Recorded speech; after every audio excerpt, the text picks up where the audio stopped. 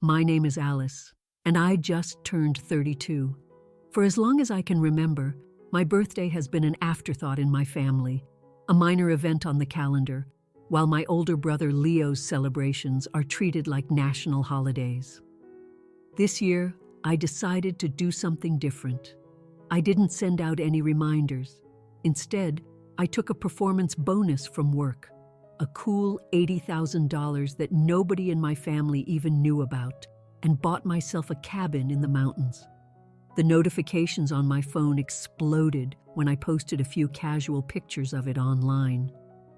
Before I dive into how I finally made a stand for myself without saying a word, do me a favor and drop a comment to let me know where you're tuning in from, and hit that subscribe button if you've ever had to throw your own party because the people who were supposed to remember just didn't. I grew up in Greenwood Valley, the kind of wealthy suburb where the manicured lawns were a perfect match for the flawless lives everyone pretended to lead. Our 5-bedroom house was the backdrop for what looked, to any outsider, like the perfect American family. But inside those walls, the hierarchy was crystal clear.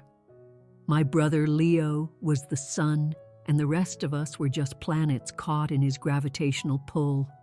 My father, Robert, had built his fortune in investment banking, climbing to the rank of managing director at a top firm before I was even in elementary school.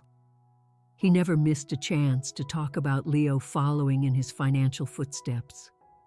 The year Leo made the high school debate team, my father took the whole family to the city's most expensive steakhouse to celebrate.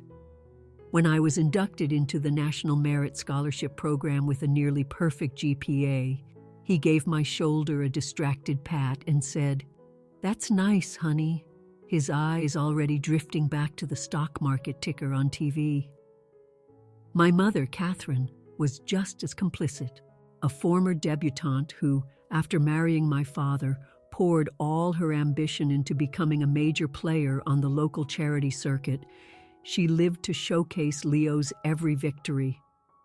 Our living room was practically a shrine to him. Trophies, framed certificates, and professionally taken photographs documented every single one of his accomplishments. My own academic awards, as I found out by accident when I was 15 and looking for Christmas decorations, were packed away in a cardboard box in the attic. The brutal difference in how our achievements were valued became painfully clear on my 10th birthday. I came bounding down the stairs that morning, vibrating with excitement, hoping for pancakes with a candle in them at the very least. Instead, I found my parents and Leo huddled over a pile of glossy college brochures. Leo was a high school senior, and apparently mapping out his campus visit schedule was a crisis that couldn't wait, not even for my birthday. The day passed without a cake, a card, or even a simple happy birthday until my mother gasped sometime around dinner. "Oh my goodness, Alice, I completely forgot it was your birthday today," she exclaimed, her face a mask of embarrassment for her own mistake rather than genuine regret. "We've just been so wrapped up in Leo's college applications." My father barely looked up from his steak. "We'll get you something this weekend," he said, a promise that evaporated as quickly as my birthday had. Leo, to his credit, seemed mostly oblivious to the disparity. Being 4 years older, he soaked up the endless praise and attention as if it were his birthright.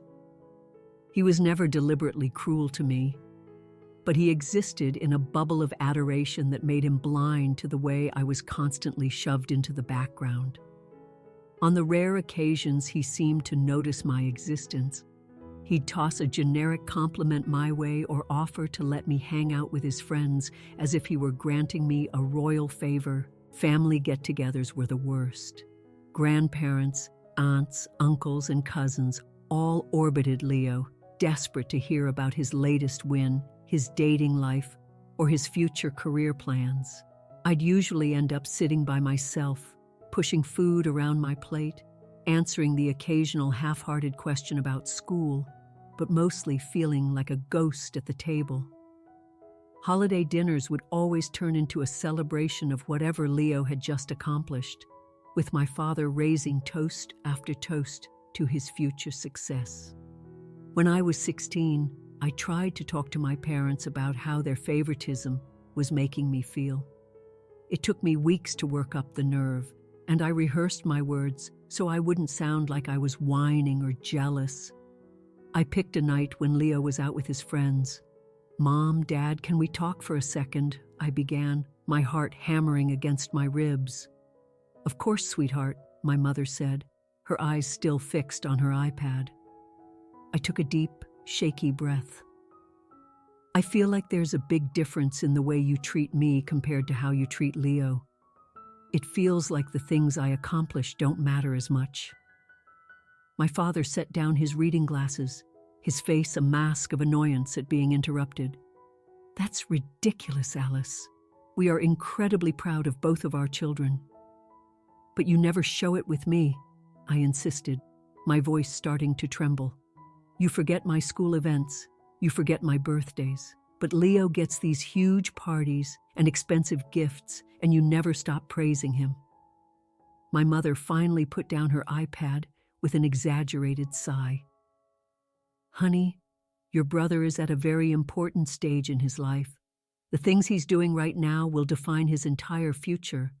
You're still young. Your time will come." "Besides," my father added, waving his hand dismissively, "Leo puts himself out there. You've always been the quiet one. We can't celebrate what we don't know about." The conversation ended with their empty promises that they loved us both equally, but nothing changed. If anything, my attempt to call them out just made them more defensive, and even less likely to pay any attention to my life. College was my escape hatch. I chose a university in Denver, partly because it had a great communications program, but mostly because it was 1,000 miles away from home, giving me the space to build a life that was truly my own.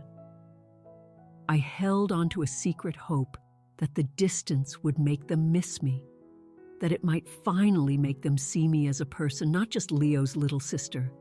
I hoped that my absence would, as the saying goes, make their hearts grow fonder. I hoped they might finally realize what they'd been missing by ignoring me all those years. I was dead wrong. The established pattern of forgotten birthdays didn't get better with age or distance. If anything, me being away at college and then building my career in Denver just made it easier for my family to push my special days to the very bottom of their to-do list. 3 birthdays in particular are burned into my memory as especially painful reminders of my permanent invisibility. My 16th birthday should have been a big deal. In our town, Sweet 16 parties were huge, over-the-top events, sometimes as elaborate as a small wedding, with girls getting professional photo shoots, catered parties, and sometimes even new cars. For weeks, I dropped hints to my parents, leaving party planning magazines on the coffee table and circling the date on every calendar in the house. 2 days before my birthday, my mother said casually at dinner, "Alice, we're going to need to drop you off at your Aunt Joanne's for the weekend. Your father and I have to take Leo to visit the Wharton School for a special alumni event. It was a last-minute invitation we just couldn't pass up." "This weekend?" I whispered, my voice barely there. "But Saturday is my birthday. My 16th birthday." The flash of realization followed by a wave of guilt on my mother's face said it all. She had completely forgotten. Again. "Oh, honey, I am so sorry," she said, reaching for my hand. "The Wharton visit was scheduled months ago. It's such a huge opportunity for Leo. We can celebrate when we get back, I promise. Maybe we can take you shopping for something really nice?" Leo, at least, looked a little ashamed, staring down at his plate and avoiding my eyes. My father, on the other hand, just looked annoyed that my feelings were an inconvenience. "Wharton is Leo's dream school, Alice. This could set him up for his entire career. Surely you can understand that it's more important than a birthday party we can have any time. I spent my sweet 16 eating a slice of stale grocery store cake with my grandmother, who at least remembered to buy me a card, while my social media feed blew up with pictures of my friends at their own lavish parties. Meanwhile, my parents posted a constant stream of photos of Leo on the Wharton campus, their captions gushing with pride for their brilliant son. My 21st birthday, another major milestone, happened to fall on the same weekend as Leo's engagement to his college girlfriend, Sophia.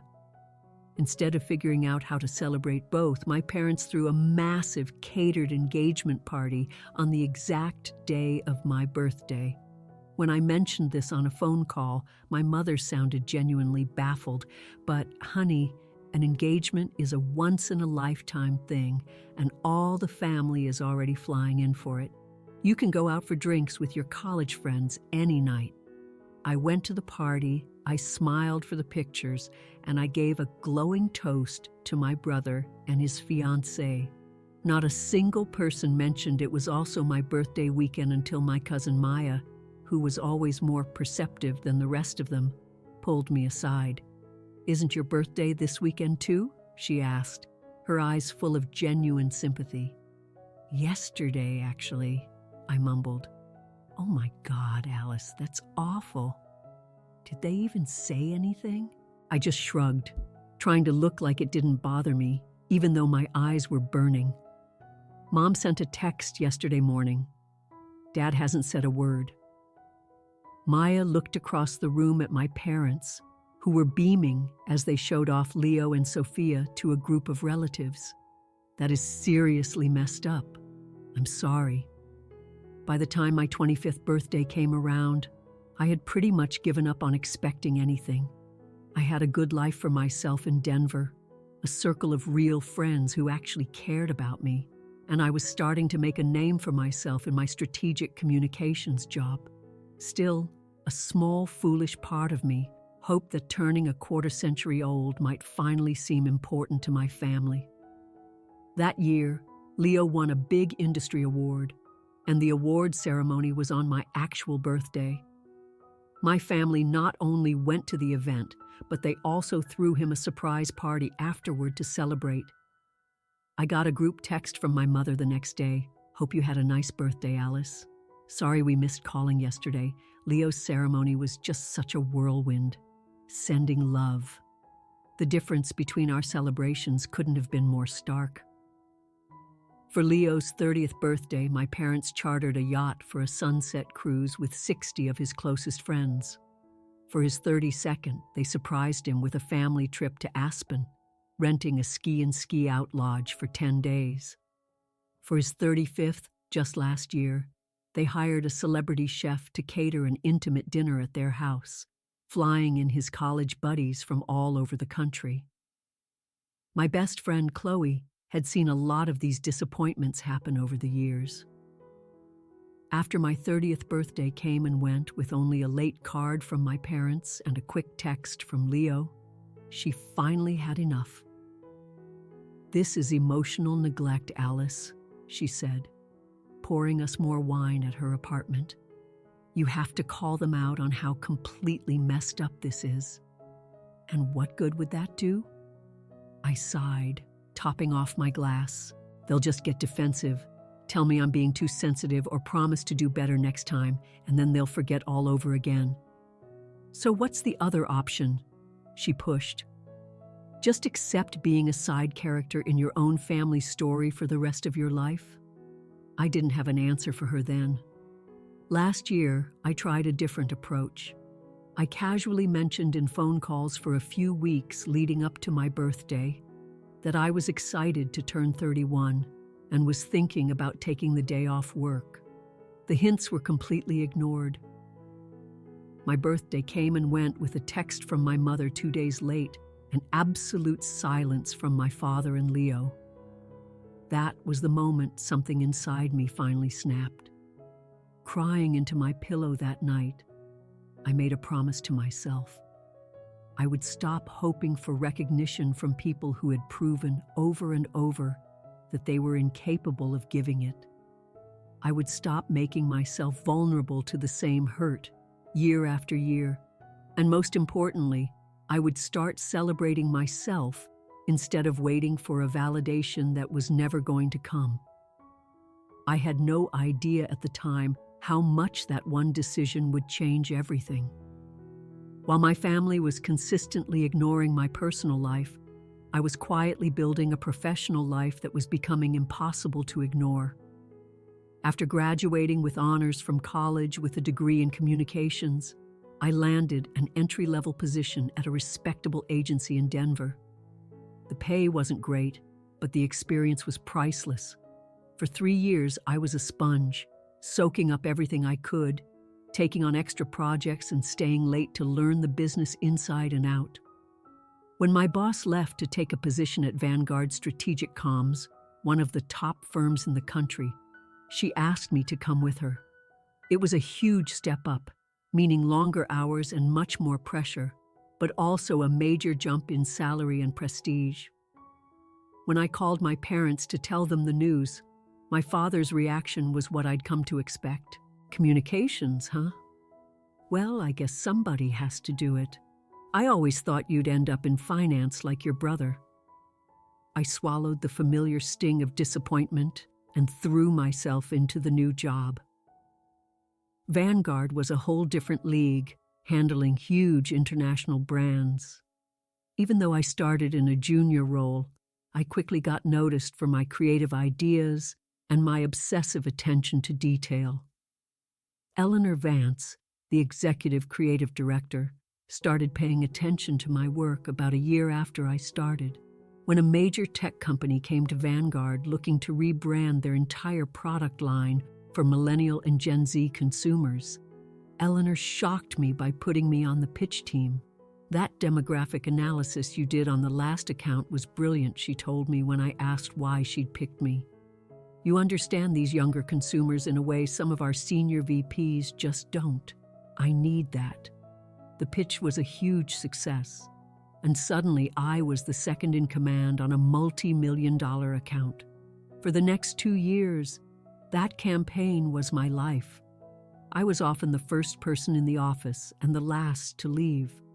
I missed friends' birthdays, canceled vacations, and put my entire social life on pause to make sure the launch was perfect. My level of commitment went way beyond what was expected. When some of the other team members complained about my perfectionism, Eleanor had my back. "Alice has a vision for this," she told them. "Trust her."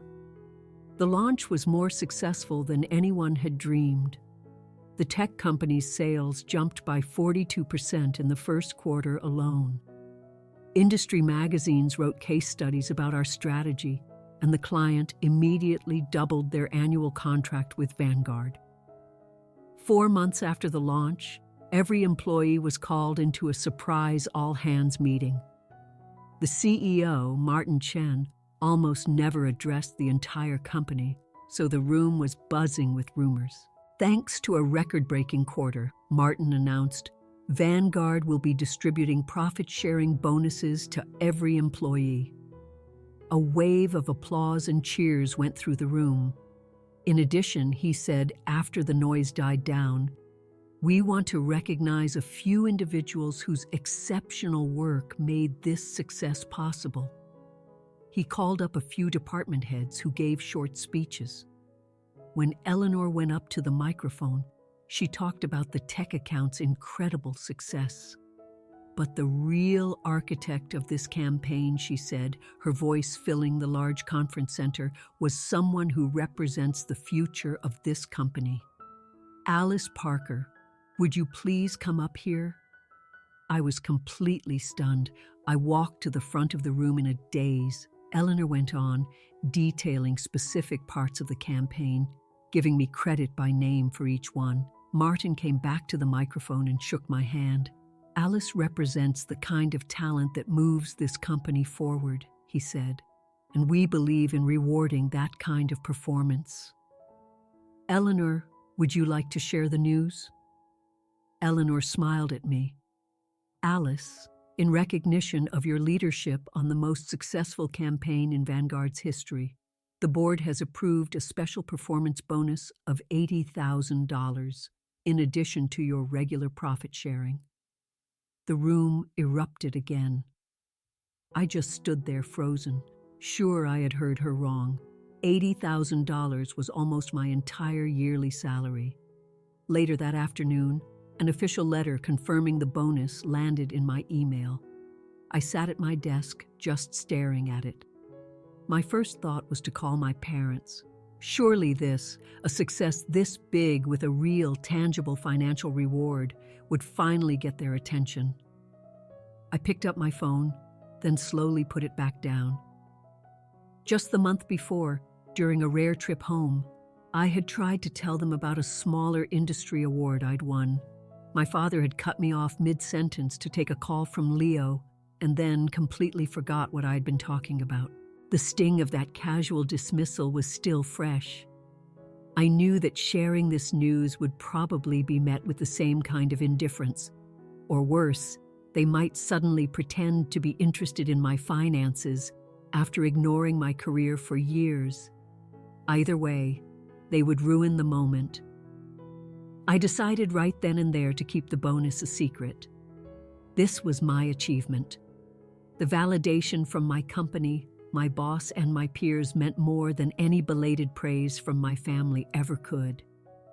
That night, I opened a new high-yield savings account and set up the direct deposit for the bonus. For the first time in my life, I would have real savings. Financial independence had always been a goal, but this was something more. It was a concrete measure of my own worth, something no one could ignore or take away from me. I celebrated quietly that night with Chloe, who literally shrieked with joy when I told her. "This is huge, Al. We have to get champagne, the really expensive kind." As we toasted my success, Chloe asked the obvious question. "So, what are you going to do with all that money?" I smiled, a feeling of lightness spreading through me. "I'm not sure yet," I said, "but whatever it is, it's going to be just for me." I had no idea how true those words would turn out to be, or how they would start a chain of events that would finally force my family to see me in a whole new way. As my 32nd birthday got closer, the usual signs of impending neglect started to appear right on cue. The family group chat was constantly buzzing with plans for Leo's promotion party. After 10 years at his firm, he was being made a vice president, an achievement my father kept calling the proudest moment of my life. My mother was completely absorbed in the party planning, agonizing over menu options and coordinating flights for out-of-town relatives. 2 weeks before my birthday, she called to talk about the family gift for Leo. "We're thinking of all pitching in for a vintage bottle of scotch," she said. "It would be about $600 from each of us." I agreed to chip in, knowing it was easier than starting a fight. As we were about to hang up, my mother added, "Oh, and we'll need you to take that Friday off in 3 weeks for the party. Your father is insisting everyone be there Thursday night for a family dinner."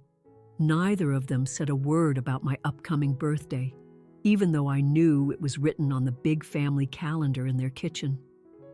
After last year's final, crushing disappointment, I had made a firm decision not to remind them. This year, I wanted to see what would happen if I said nothing at all. The morning of my birthday arrived, a perfect Tuesday. I checked my phone, a few work emails, birthday texts from Chloe and a couple of other friends, but nothing from my family. Not even the half-hearted text my mother usually managed to send by the afternoon. I had taken the day off from work, a small act of personal rebellion. After a long shower, I walked to my favorite cafe and ordered myself an indulgent breakfast. Sitting by the window, I started scrolling through real estate listings on my phone. I had always thought owning a home was years away, but my surprise bonus had changed the equation. An idea started to form. A listing caught my eye.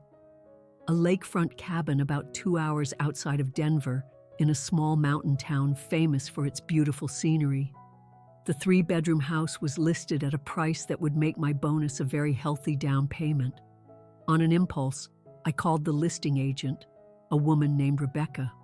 To my surprise, she picked up right away. "I'm actually in Denver today showing some properties," she said. "I could meet with you this afternoon if you're serious." 3 hours later, I was sitting across from Rebecca, going over the details of the property. "Investment properties in that area have been appreciating like crazy," she told me. "The vacation rental market is incredibly strong. The current owners were motivated to sell, and she could set up a virtual tour for me that week." By late afternoon, I was back in my apartment, watching a live video tour of the cabin. The more I saw, the more I could see myself there, drinking coffee on the deck in the morning, reading by the stone fireplace at night. When the tour was over, I knew the smart, responsible thing to do was to wait. But something else was pushing me. This house was everything my family had never given me. It was recognition. It was a space that was all mine. It was a celebration of my own success. With a sudden feeling of clarity, I sent Rebecca an email. "I'd like to make an offer." I spent the next hour filling out the digital paperwork. As I worked, my phone stayed silent. No birthday calls, no texts. At 6:17 p.m. on my 32nd birthday, I electronically signed the offer for the mountain cabin. The second I hit submit, a wave of pure joy and deep satisfaction washed over me. My phone finally rang as I was heading home. It was my mother. "Alice, honey," she said, her voice full of energy. "I need your opinion on the menu for Leo's party. Should we do the salmon or the beef tenderloin?" I listened as she went on and on, never once mentioning the date. "By the way," she added before she hung up, "we need you to pick up your Aunt Julia from the airport for the party. Your father and I will be too busy." "Sure, Mom," I said, my voice perfectly even. "You're such a reliable daughter," she said, distracted. "Leo is so lucky to have you." After we hung up, I saw the email confirmation that my offer had been submitted. For 32 years, I had been hoping for a recognition that never came. Today, I had finally recognized myself. The week after my birthday was a whirlwind of paperwork and anxious waiting. Rebecca called the very next day. "The sellers accepted your offer with no counter," she said, her voice bubbling with excitement. "They're hoping for a quick close." The mortgage process moved at a shocking speed. Because I was in such a strong financial position, the loan was approved in just a few days. 3 weeks after I made the offer, on the day before Leo's big promotion party, I signed the final closing documents and was handed the keys to my mountain house. The timing felt like a perfect, secret joke.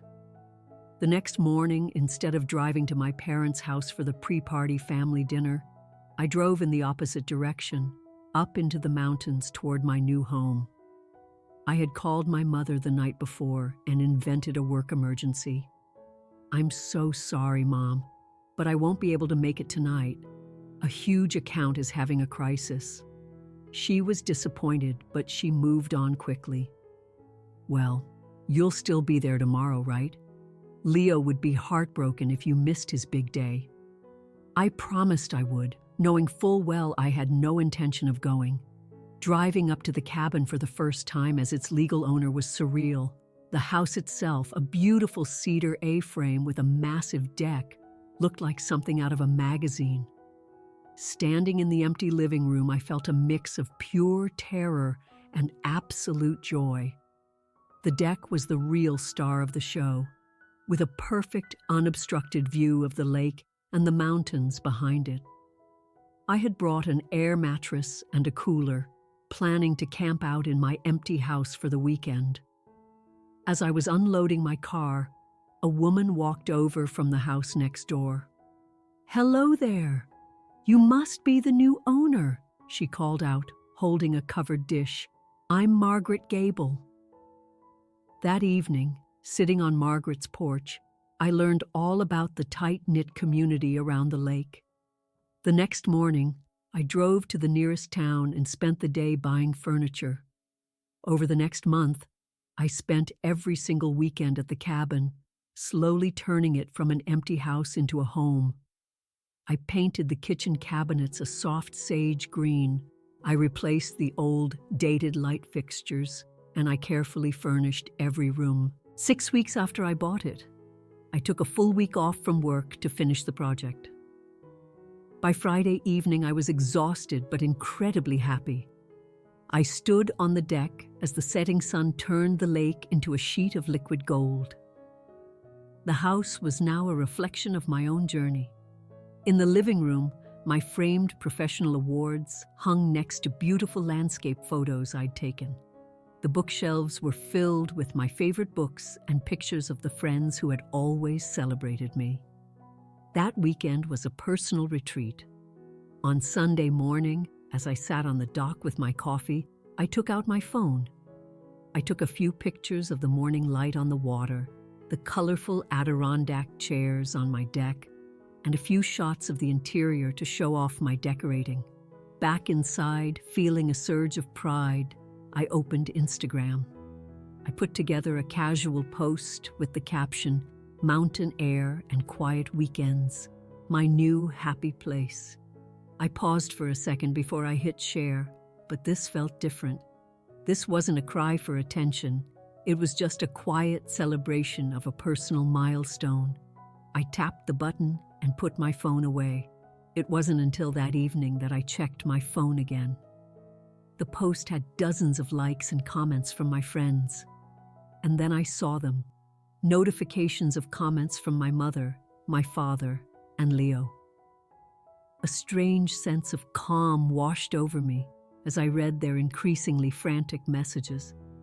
After a lifetime of begging for their attention, I had finally gotten it without even trying. I put my phone away without answering. Whatever storm was coming would have to wait. Tonight was mine. Monday morning brought the storm I knew was coming. I had barely sat down at my desk when my phone buzzed with a text from my mother. "Whose house is that? Are you with friends? Call me immediately." I ignored it.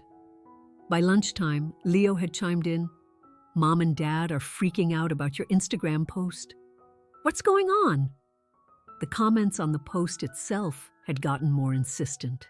My mother, "Alice, I don't understand.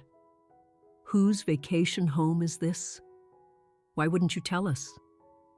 My father, "Alice, call your mother. Where did you get the money for a property like this? This is concerning." And Leo, "Must be nice to waste money on vacation rentals while the rest of us are focused on our careers." Every comment revealed their basic assumptions about me. That I couldn't possibly afford a place like that on my own. That any big decision I made had to be approved by them. And that my choices were frivolous compared to Leo's serious life. Just before 5 p.m., a group text came from my mother. "Family dinner this Thursday at 7. No excuses, Alice. We need to discuss this as a family." The 3 days before the dinner were strangely quiet. I knew they were preparing their case. Thursday night came with a thunderstorm that perfectly matched how I was feeling. I thought about canceling, but something inside me had changed for good. I wasn't afraid of their disapproval anymore. I had built something for myself that they couldn't take away. I walked into my parents' house at exactly 7 o'clock.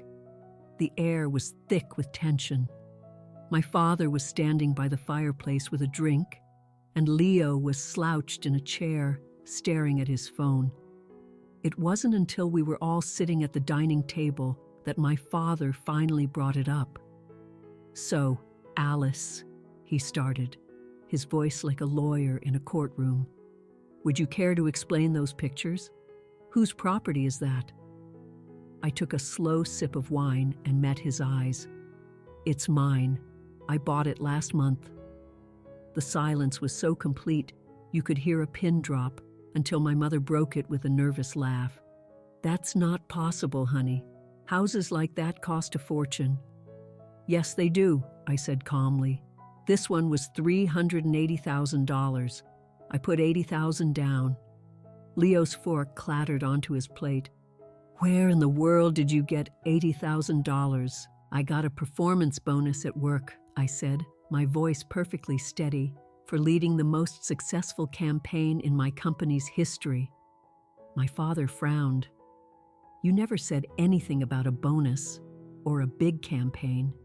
"No, I didn't," I said, "just like none of you said anything about my birthday 3 weeks ago." That comment hung in the air for a moment before my mother jumped in defensively. "Alice, we've been incredibly busy with all of Leo's promotion celebrations. These are once-in-a-lifetime events." "They always are," I said quietly. "Every single year, there's some reason my birthday isn't important enough to remember, while Leo's accomplishments get weeks of parties and praise." "That's not fair, Al," Leo muttered, shifting in his chair. "Nobody forgot on purpose." "Didn't they?" I asked, looking from one of them to the next. "When was the last time any of you remembered my birthday without me reminding you? When was the last time you planned even a simple dinner for me, while Leo gets yacht parties and celebrity chefs?" "This is not about birthdays," my father snapped, his face hardening. "This is about you making a huge financial decision without talking to your family." "Why wouldn't you tell us?" my mother pushed, her voice full of genuine confusion. "We're your family." That question was the heart of our entire broken dynamic, and for the first time, I didn't soften my answer to protect their feelings. "Because you've never shown any real interest in the important things in my life," I said plainly. "My academic awards, my career promotions, my personal celebrations, they've always been an afterthought. Why would I share my biggest success with people who have consistently dismissed every other one?" "That's absurd," my father scoffed. "We've always supported you." I laughed, and the sound was surprisingly bitter. "No, you haven't. Let me remind you." Calmly, I laid out the pattern. My 16th birthday spent with my aunt while they took Leo to visit Wharton. My 21st, completely erased by his engagement party. So when I finally got real, tangible recognition at work, I decided to use it for something that would make me happy. Without asking for an approval, I knew I would never get. Leo, who had been unusually quiet, finally spoke up. "I had no idea you felt this way, Al. I mean, I knew they made a bigger deal about my stuff, but I didn't realize it was like that." My mother's eyes started to well up with tears. "We never meant to make you feel less important." "I believe you think that's true," I said, "but your actions have consistently told a different story." "Regardless," my father cut in, trying to take back control. "Buying property without family advice is irresponsible." "I've already arranged for it to be winterized," I shot back, "and I've made friends with my neighbors who have been more welcoming and helpful than my own family." "There's no need to be cruel, Alice," my mother said. "We're just concerned." "No," I corrected her gently. "You're concerned that I made a big decision without your control. You're concerned that I accomplished something major that had nothing to do with Leo. And most of all, you're concerned that I finally stopped waiting for validation from people who refused to give it." I stood up and put my napkin on the table. "I'm not looking for your approval of my house. What I am looking for is to be seen as an independent adult who has built a successful life, not because of your support, but in spite of the lack of it." My father stood up too, his face red. "You're being dramatic and ungrateful." "I'm being honest," I said, "and if that feels dramatic, it says more about our family than it does about me." I picked up my purse. I won't be coming to the rest of Leo's parties. I have a cabin to enjoy and a life to live that doesn't revolve around being a supporting character in his. Al, wait, Leo said, looking genuinely upset. Don't leave like this. I'm not, I said, my voice softening just a little. I'm leaving as someone who has finally realized her own worth. There's a difference. My mother followed me to the door, tears streaming down her cheeks. Alice, please, we can fix this. I turned to her one last time before I stepped out into the rain, which had softened to a gentle drizzle. Maybe you can, but I'm not holding my breath anymore. The drive back to my apartment should have felt terrible, but instead, I felt an incredible sense of relief. The weight I had been carrying for my entire life was finally gone. Instead of going home, I made a split-second decision and drove the 2 hours up to the cabin. I needed to wake up in the space I had made for myself, surrounded by the physical proof of my own value. The week that followed was silent. In the past, that kind of silence from my family would have broken me. This time, it felt like peace. The next weekend, Leo sent me a text. Can we talk? Just us. We met for coffee. He looked tired. You were right, he said, not looking at me, about all of it. The birthdays, the way all the attention was on me. I never really saw it. I was benefiting from it, so why would I question it? He looked up, and his face was full of pain. I'm sorry, Alice. I'm really, truly sorry I never stood up for you. His apology, so unexpected and sincere, untied a knot I didn't even know was still in my chest. We talked for almost 3 hours, more than we had in the last 10 years combined. As we were leaving, I asked him, would you want to come see the cabin sometime? I'd really like that, he said with real warmth in his voice. And Alice? Happy belated birthday. My friend Chloe came to visit the next weekend, bringing champagne and a beautiful wind chime for the deck. You finally stopped accepting crumbs from people who should have been giving you the whole damn bakery, she said, raising her glass in a toast. At work, my success continued. Eleanor, my mentor, nominated me for a major industry award. You found your voice, she told me. There's a confidence in you now that people can't ignore. 3 weeks after our big fight, my mother sent me a long, carefully written text, admitting their role in my hurt and asking if we could talk when I was ready. We met at a neutral restaurant. It was awkward. My father tried to talk about the tax benefits of my property investment, his clumsy way of trying to connect. It wasn't a perfect fix, but it was a start. 6 months later, the dynamic had truly changed. My parents were making a real effort. My mother would call and ask specific questions about my work. My father started sending me articles he thought I'd find interesting. When my 33rd birthday got close, I received a formal printed invitation in the mail for a dinner celebration at a restaurant I loved. The dinner was a little stilted, but it was genuine. My parents gave me a generous gift certificate to a furniture store for that cabin you're so proud of. Leo gave me a framed picture of the two of us as kids, with a note on the back that said, "To many more years of being better siblings." It wasn't perfect, but it was progress. More importantly, my own sense of self-worth was no longer dependent on their approval. The cabin had become my sanctuary. As I sit on my deck now, watching another sunset paint the lake with shades of gold and red, I think about the last year. The pain of being ignored hasn't completely gone away, but it doesn't define me anymore. I've learned that waiting for other people to tell you you're worthy is a losing game. Real validation comes from building a life that makes you happy, whether anyone is watching or not. This cabin is my daily reminder that I am capable, I am successful, and I am worthy of beautiful things. I built this place for myself when no one else would. If you're listening to this and you feel invisible in your own life, please know that your worth isn't decided by someone else's inability to see it. Sometimes, the most powerful thing you can do is throw your own party. Have you ever had to be the one to celebrate yourself? Share your story in the comments. If this resonated with you, please like, subscribe, and share it with someone who needs to be reminded that they deserve to be celebrated.